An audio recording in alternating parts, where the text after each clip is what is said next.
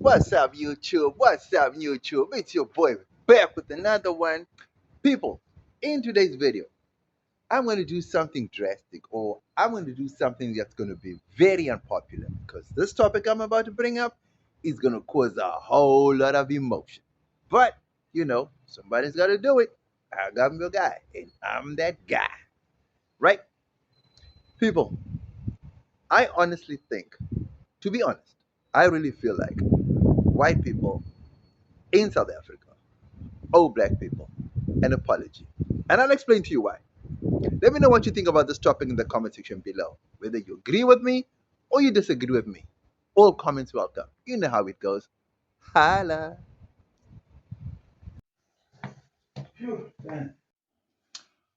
People, Helen Zeller said something interesting. Helen Zeller said white people were not the only group of people to dispossess black people of their land. She went on to say Shaka Zulu did it during the Mfekane, that is the wars, during the time Shaka Zulu was expanding his Zulu empire, right? And she was 100% correct when she said that. Totally said that. Totally agree with her. She's 100% correct. But the major difference is that Shaka Zulu incorporated those other groups, other tribes, into his Zulu kingdom.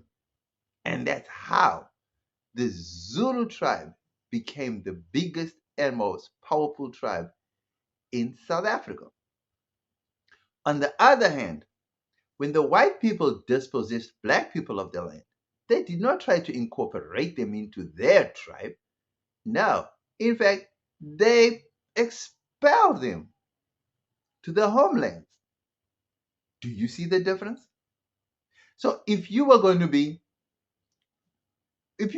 dispossessed of your land and then incorporated into the conqueror's tribe, and you still get to remain on your land, but under a new tribe, and you are cared for and everything, don't you think that's a much better deal than to be dispossessed of your land and then be expelled, like what's happening to the Palestinians, like what happened to the blacks in South Africa? I mean, let's be honest, we can't compare the two. It's two totally different things, right?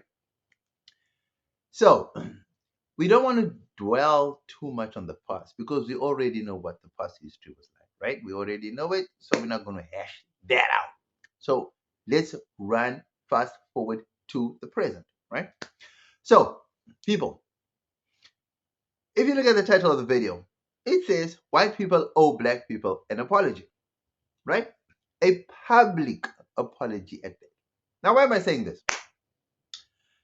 If we go a little bit back, you will realize that if white people did not come to Africa, South Africa in this case, I can almost 100% guarantee that there wouldn't be sheikhs. Number one. Number two, I'll guarantee that there wouldn't be townships. Number two. Number three, I'm pretty sure that we wouldn't be having money and all these social ills that comes with Western ideologies. Do you get it? So not only did white people bring development, they also brought untold misery that black people did not know of. As far as I know, and as far as my research shows, the most miserable life that most black people on the continent suffered was wars between the different tribes.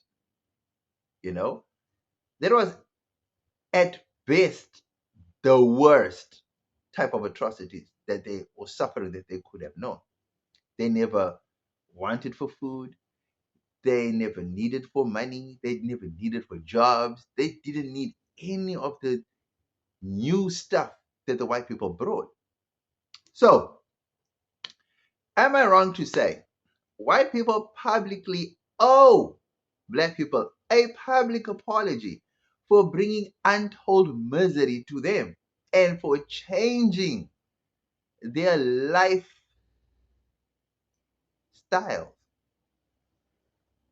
for changing the way they see life as black people. You know, white people, as far as I know, or Europeans, as far as I know, their lifestyles have never been altered since the dawn of time. What they know is still very much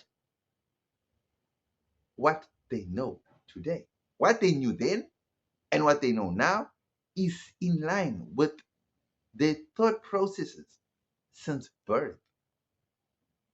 On the other hand, black people's lives have been altered so much that the reality of what they knew way back in the day to what they have become now because of the change that's being imposed on them, it's unimaginable. It's unthinkable.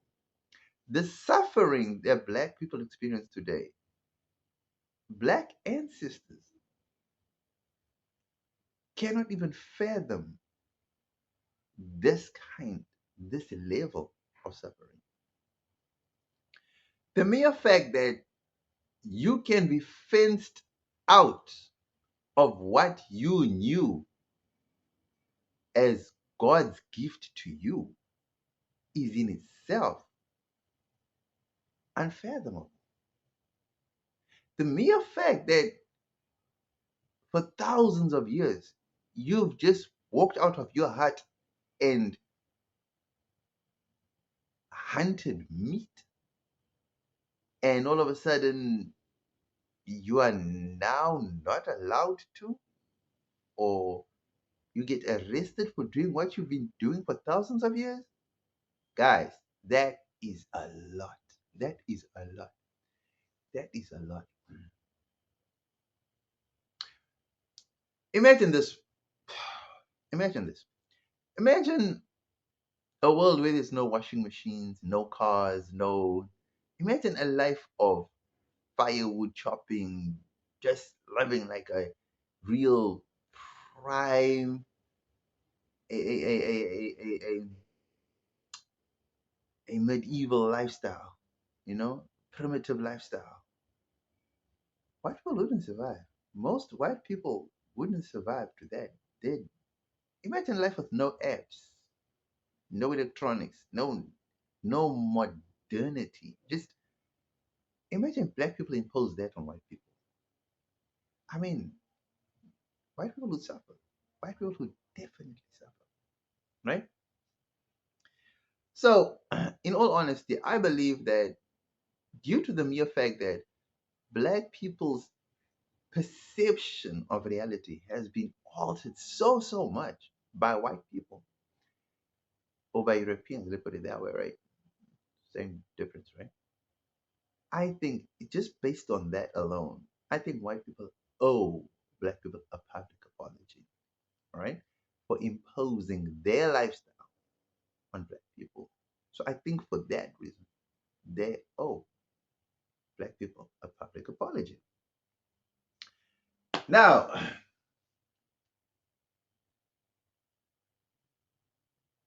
do I think black people are victims in all this? Of course I do. I really honestly believe that because if white people hadn't come to Africa, Africa would not be experiencing the ills that they're experiencing today. For example, like the fighting in the Congo. It's going on like, I don't know, for 50 years.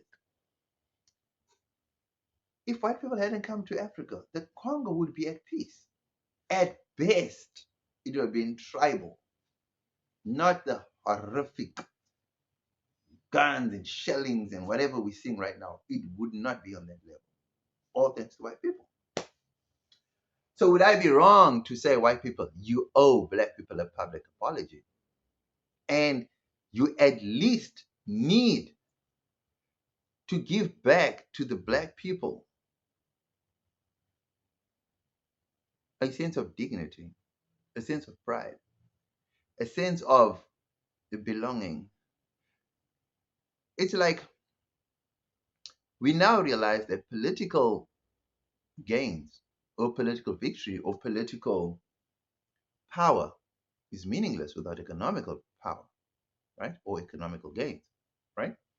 The mere fact that most white people do not want black people to participate in the broader economy, that alone is a telling sign that they have no remorse for what they did in the past and they would rather continue this trend.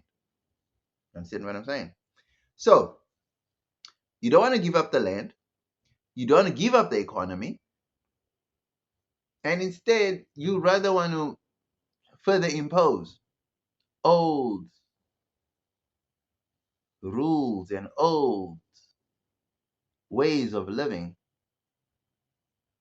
Now, really, in a new dispensation, is it really a new dispensation if the old ways and the old laws and the old thinking still applies? I'd love to think that the new generation, the millennials, a lot of them, right, are forward thinking, are progressive, and would love to see the divide between black and white become narrower and ultimately disappear, where the lines are now blurred between races. And I also love to believe that South Africa should not adopt the American way of looking at races as colors. Because you black, you white, you that. I think that is derogatory. I honestly feel that that is just a way of dividing people. I honestly truly believe that we should look at people from an African perspective and not a European perspective because Europe don't have tribes. And whereas in Africa, I think we respect each other to know that we have tribes. So we should look at each other from an Afrikaans point of view, from a colored point of view, from a Xhosa point of view, from a Zulu point of view, from a Sotho, Tswana, Venda, Shangani, Tsonga. You understand what I'm saying? Instead of looking at each other from a color point of view, right? So I feel like because we have a lackluster, we have a laid back, we have a soft, weak, incompetent government. We have a black majority government that gets trampled upon by a minority white group simply because of money and power. I feel like the black government should impose black rules, black laws, black culture, black everything on the white minority. Because for years, for decades now, we've been living under oppressive white minority laws, which still stand to this very day and still very divisive in society. And for that, I feel like white people owe black people an apology. People, do you know that in Africa, for you to set up a political party, you need millions, thousands of dollars, thousands of rands just to set up a political, just to compete, just to register, just to compete in local government elections, just in provincial elections, just in national elections. You need at least R1 million or something like that, or even over R1 million to just to register your party. Why? Why? Why would you, knowing that money is not an African concept, and you are operating in Africa, why would an African government led by black people allow such a colonial law rule to continue? Dude, as a black person or as black people, if we feel like we need to start a party because the old guard has done us dirty, let us just band together give each other titles. You're going to be the leader, you're going to be the treasurer, you're going to be that. Call ourselves a certain name and go register and compete and see if we win.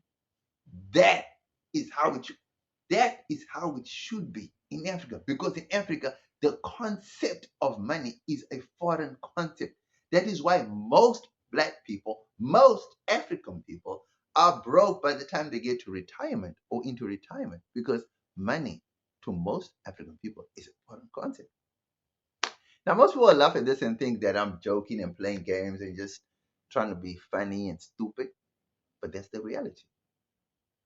Even in Black America, rich sports stars go broke within 5 years of their retirement. Financial management is not a black thing. The people who created this money management, this money system, did not pass on the knowledge to us African and black people. No, they did not. They would rather watch you wallow and struggle and suffer in this monetary financial system that they created. Now, do we have a countermeasure, a counter system for this? All we knew is the barter trade. Now, they knew very well that if they stuck with the barter trade, it would level the playing field. And it would even, black people or African people would actually excel at it, because that's what we do. That's what we did. That's what we know. Do you understand what I'm saying? So instead, what did they do? They created a financial system, which is a foreign concept, which is a complex system, which really to this very day still baffles the best of us African people. So, like I say, not only did you come and dispossess land, you came and imposed a lifestyle that was complex to us and foreign to us. Not only that, then you imposed laws that are so divisive, that are so oppressive to the African people, that those laws are still being kept running to this very day. And you're using organizations and systems and money and all these things to keep the oppression going. And for that, I say, white people, you owe black people a public apology. Now, most of you may think that I'm being divisive, I'm being racist, I'm being this, I'm being that. No. African people, you need to wake up. The system that we are living in today, the systems that are being implicated, no, the systems that are being implode, the systems that are being utilized, the systems that are being imposed are there to actually keep you in a trap, in a cycle of debt and modern day slavery. If they had to, if they had to, if African leaders had to lift, suspend, or totally just scrap the majority of these colonial laws, I promise you, black people would flourish. Suffering would almost come to an end. We may not have the development of all these infrastructures and stuff, but life as a black person could become much easier, because then it will be a life that you are familiar with. You know?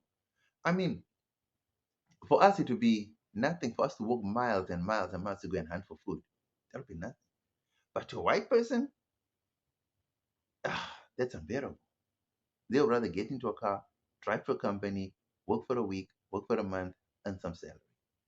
We, on the other hand, would rather work for months, work for weeks, just to get some meat, work for that, get rid of that, gather your fruit, gather your that, come back home, tend to the land, cultivate your land, grow your fruit, grow your that.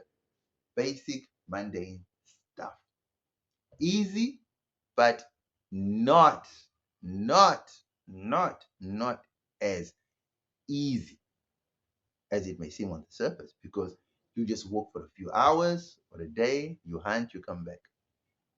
Just that alone, just the walking looking for meat, just the tracking down of the meat, just hunting, whew, is a feat on its own. So, like I say, guys, yes, I know it's systems apart, it's worlds apart, and true to God and true to form, most black people are suffering not because they're stupid, not because they're lazy, but because of the systems that are put in place that are meant to break black people down. And those systems are still in place to this very day. And it's very hard for black people to break out of that cycle.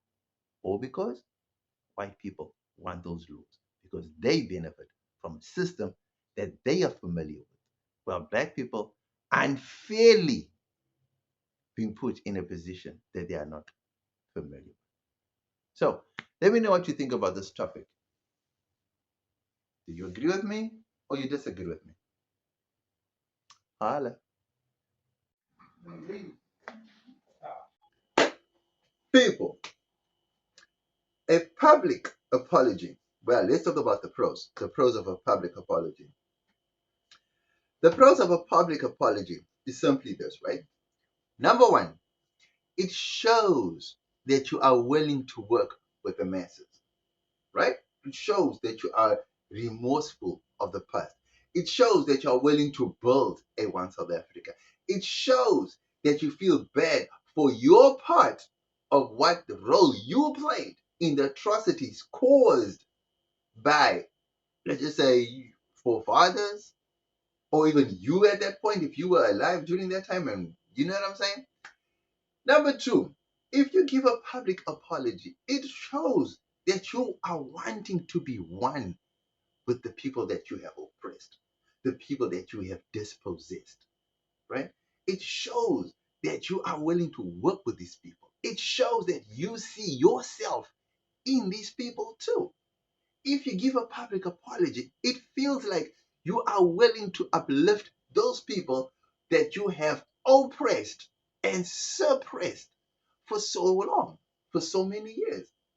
Guys, I can't express this enough because all I'm simply saying is when someone comes to you, speaks to you in your mother tongue, and apologizes profusely,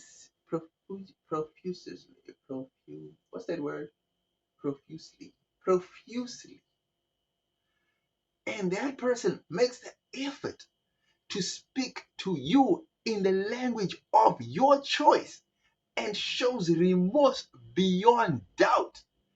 That, my friend, is the beginning stages of growing together, growing an economy in harmony where we can utilize both systems, both African systems and Western systems, African values and Western values. Now, here's an example.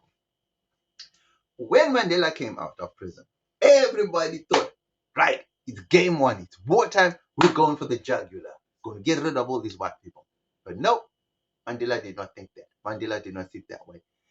Mandela used sport. Mandela used Afrikaans.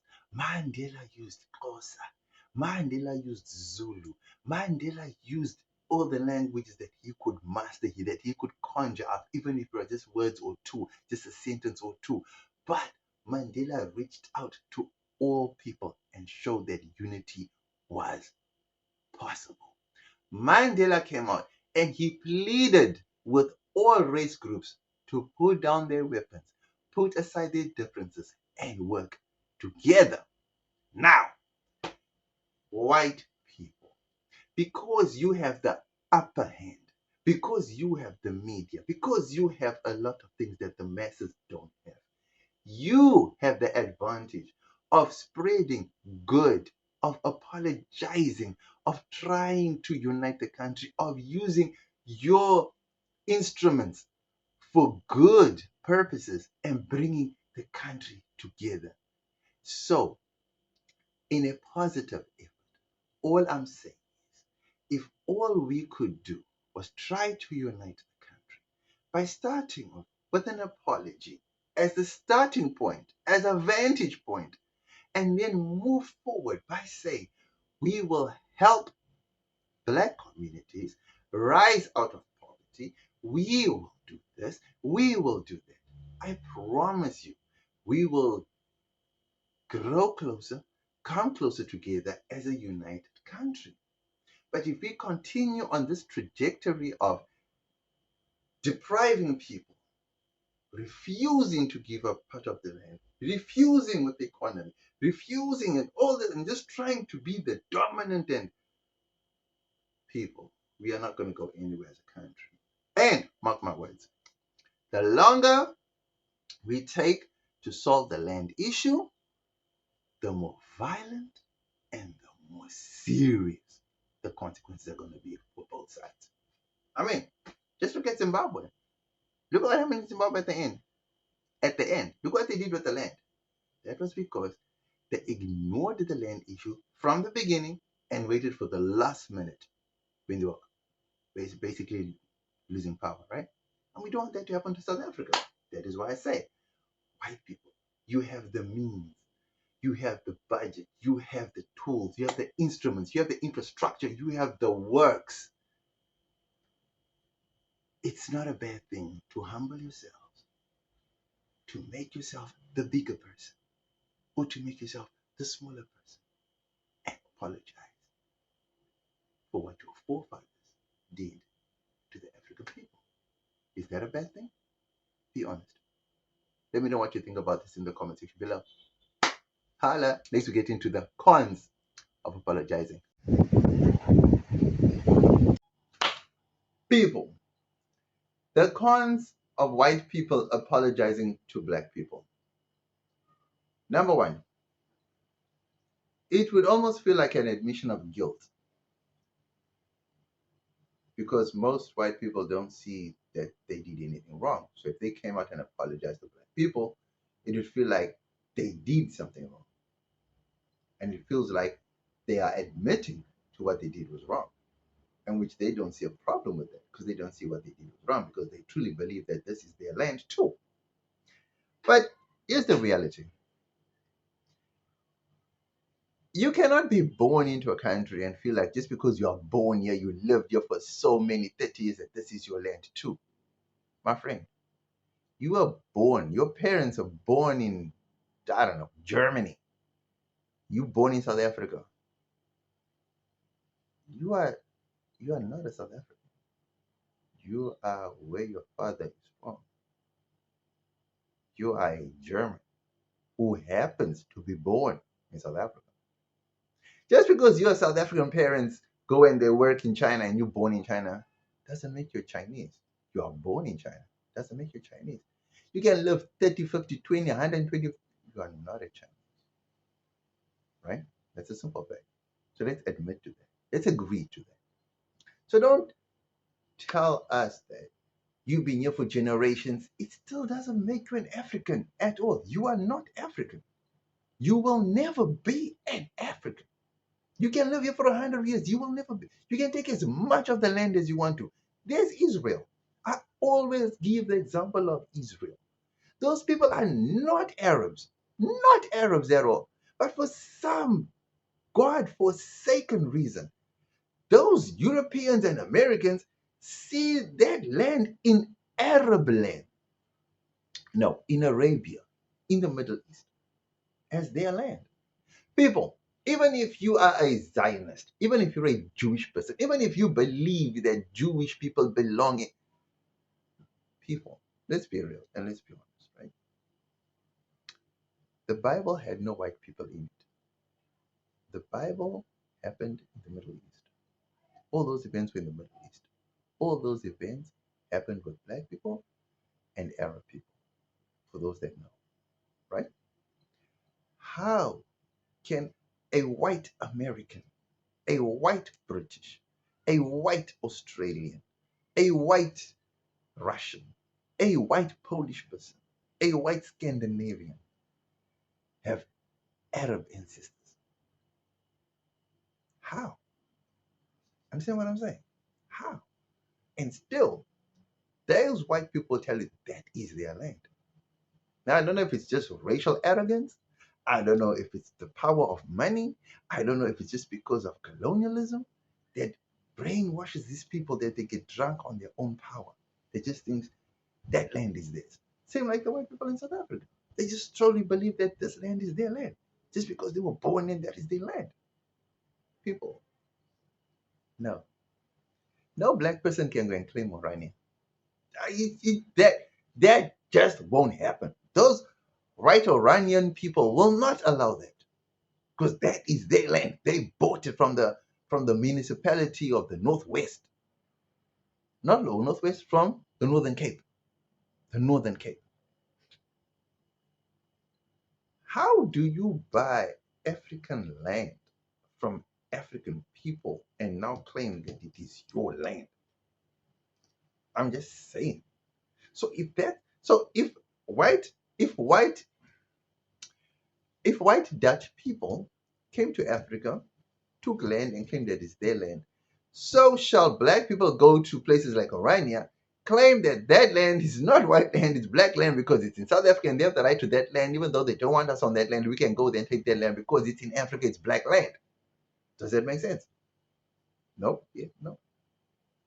So I don't know if this video makes sense because at the end of the day, guys, as much as we want to be divided on issues of land, of issues of economy, and issues of means of production, I would like to think that we should come together and do what's right for the country, right? Because you can have all this divisive talk, you know, who's not African, whose land this is. I mean, there's no debate whose land this is. This is obviously African people's land. If you're not black, if you're not African, this is not your land. That's just plain and simple. You came with your Western laws and Western colonial tactics and started dividing up lands and calling them countries and then dividing up properties. And that was never Africa's way of living. You came and you changed the thing with your things. That was not an African way of living. Africans lived by tribes. They just had massive pieces of land. There was no yards. There was no plots. There was just acres and acres. They owned all of it. There was huts everywhere. People lived in unison. But you came and divided that. So, in closing, white people, am I right or am I right to say that white people owe black people an apology? White people across the globe, not just in South Africa, but I'm specifically talking about South Africa in this video. But let's be honest, white people in America owe Native Americans an apology for what they did there. White Australians, white British who happen to go to Australia owe the Aboriginal people an apology. The white British that went to New Zealand owe the Maori people an apology. The mixed Europeans that went to Palestine, that now live in Palestine and claim that it's their land, they owe those Palestinians an apology. It's not your land. Get that in your head. But because you are drunk on your own power, on your own money, on your own systems, you feel superior, and therefore, now you truly believe it's your land because you can take it by force. People, that's not how to live. Let us be united. Let us be one. Let us show the world that unlike the rest of the barbarians that go around stealing land that does not belong to them, that is not the way to go. That we can all live in unison, that we can all live together, we can all prosper if we all sit down, put our minds together, and come up with a unified way forward for all to be prosperous and happy. That's my take on things. Let me know what you think about this topic in the comment section below. Was I on the money or did I totally miss it with this one? Comment section is always open. You know how we do. Holla!